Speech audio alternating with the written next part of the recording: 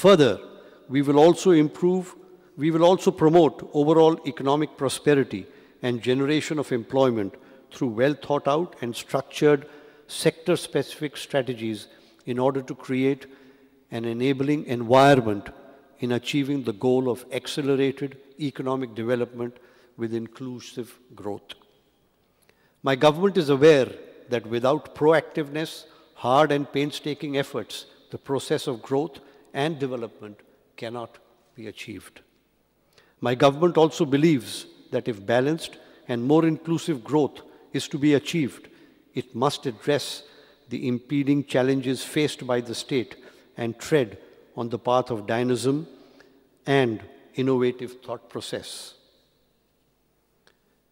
My government has, in the last 10 months, exhibited utmost will and dedication for the development and prosperity of the people of the state, and it will strive to continue to do so in the years to come. We believe in the overall development of the state and its people, irrespective of their political affiliations, and will carry along one and all who intend to contribute to the process of development. I therefore appeal to the members of this august House to wholeheartedly support the government in its endeavors. Jai Hind.